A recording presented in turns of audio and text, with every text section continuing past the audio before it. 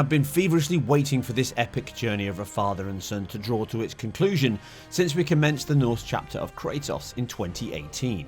Now that winter is coming, things are about to heat up. Cross-generation remains in Ragnarok, but is this going to be a winter of discontent for PlayStation 4 and Pro owners?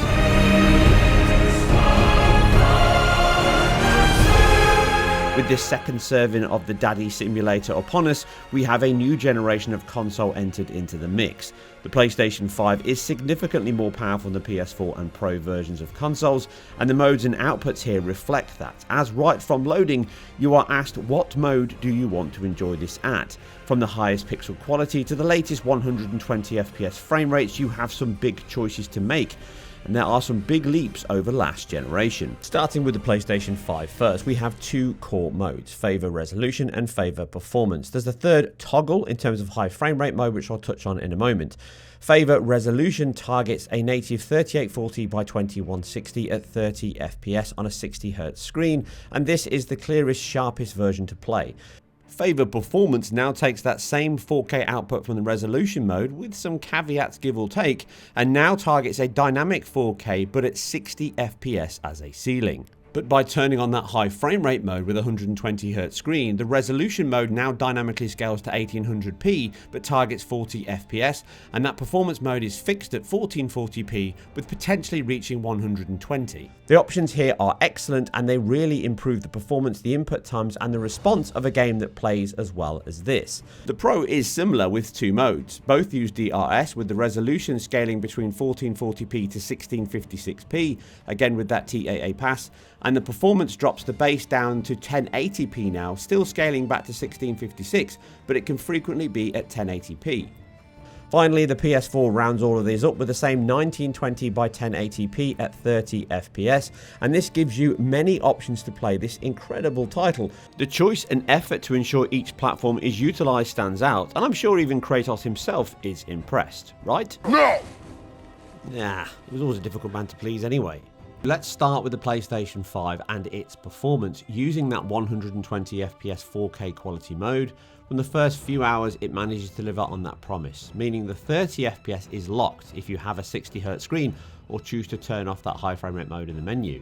It can have a couple of dips into the high 30s and heavier action, and even on occasion just skips into the next refresh of 33 milliseconds, but as the gap from 25 to 33 milliseconds is only 8, these are all but invisible. The game also supports VRR, and if you do have a VRR screen, it can then boost above 40 FPS, with those small spikes up and down being managed by the VRR display. I noted no issues in this mode, so if you do wish to have the best visual package and performance, this is the mode to choose. For those that don't know and want the highest frame rates, then you can go for that 120 FPS mode, which basically is the performance mode with the cap removed. This means you often fluctuate somewhere between 80 to 90 FPS in action. It feels very responsive, it feels brilliant to play and looks cracking. In fact, it's very hard after a few minutes of play to really notice the difference between both modes, and if you are after the fastest, most responsive version of the title, then this is definitely the one to choose. It can hit 120 FPS in very quiet sections, but generally it's somewhere around that 80 to 90 FPS, putting it perfectly in the ballpark of almost doubling the performance, give or take, over that quality mode. The PlayStation 4 comes in with a pretty much locked 30 FPS, a couple of dips here and there, single frame jitters from cinematics, nothing major, and Sony Santa Monica have delivered a fitting swan song to the PS4 with no performance issues to concern yourself with. And this brings us to the final console in the Pro. Using that 1656 DRS solution at 30 FPS, the performance is as good as rock solid as the PS4, and there's certainly no issues here. It even has a better IQ than the checkerboard solution of the previous title. But the 60 FPS mode certainly has some judder. Averaging somewhere between 45 to the low 50s at best means it can feel very close to the same kind of performance as previous titles on the PS3 such as God of War 3 or Ascension. It's certainly more responsive and faster than a 30 FPS lock, but do not expect a locked 60 FPS most of the time, and in heavy combat cinematics and certainly some of the denser worlds you can get quite a bit of camera judder as it skips into the next refresh of 33 milliseconds. The dynamic resolution scaling along with that TAA certainly helps the image quality, but it can often be 1080p, but performance is good if not great. Watch your leg!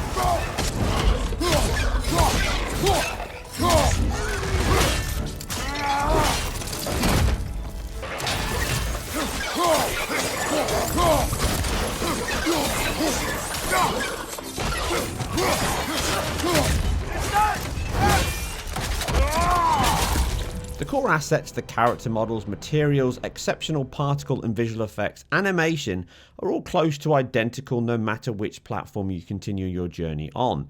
And from that perspective, the fact the base PS4, a piece of hardware over 10 years old now from a technological build perspective, still offers such incredible visual and performance levels is more than worthy of applause. Even more impressive is the fact the team have improved many areas over the original 2018 release.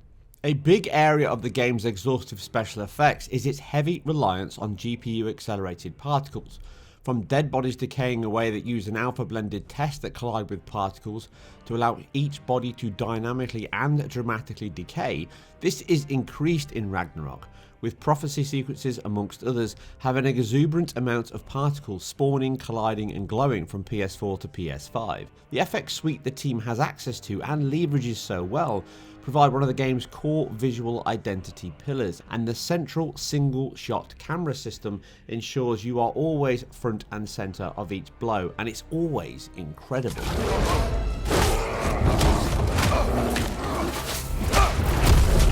Being a story of gods and monsters, Kratos is a hulking anti-hero with his presence always looming but never overpowering. Again, the team managed that here with his stature being used and abused based on the story and enemies you face.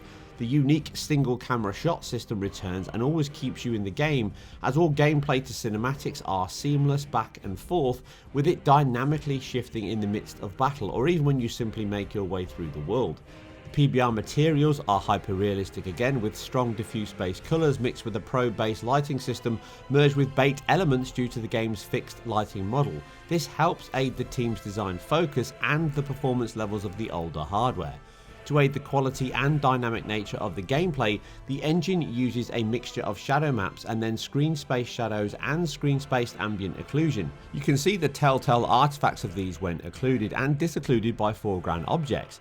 They present the same as reflections do in the title, which also use a mixed probe solution in projected cube maps with screen space reflections, with the PS4 and Pro using a lower resolution and ray march than the PlayStation 5. This provides longer and more accurate reflections on PS5, as you can see the shorter cutoff in the reflections.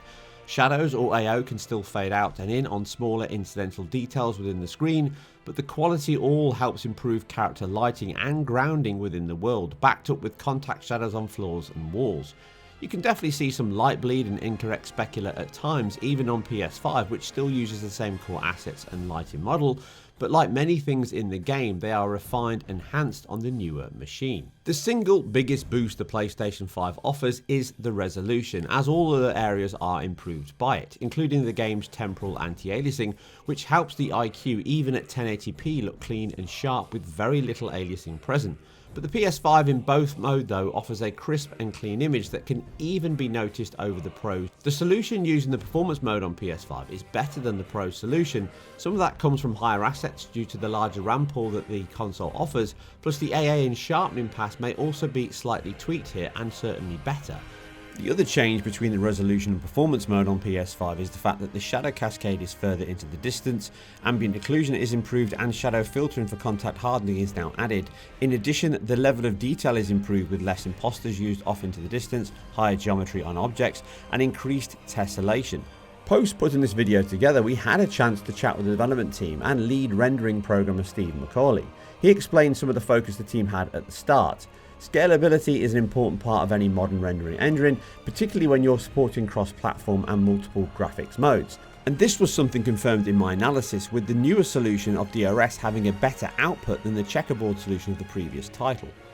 He went further, elaborating on the TAA solution in use, which does use an upsampling technique to reconstruct the image back, but on PlayStation 5, he also went into the detail that they use two areas to bolster the image further. One is a machine learning algorithm to resample and upsample the texture details dynamically in the game, and they use a bicubic upsampling and sharpening pass to improve the image when that DRS is in use.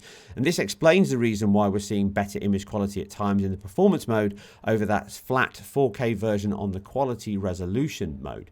He covered other areas such as improved tessellation, shadows, screen space directional occlusion, and screen space global illumination. We will be covering much more of this in a later video or article, but for now, it was enough to reinforce the fact that this is taking advantage of the PlayStation 5 and even maximising the PS4 and Pro better than the previous title. In summary, God of War Ragnarok is a technical and artistic triumph across all platforms. From PlayStation 4 to PlayStation 5, you lose none of the game's wow factor, from its seamless camera system, responsive and skill-based combat system, and a visual effects suite that impresses at every opportunity. As a cross-generational title at its heart, the PlayStation 5 does little more than boost resolution, performance and input on the DualSense, but that doesn't diminish what is an astounding title for all players.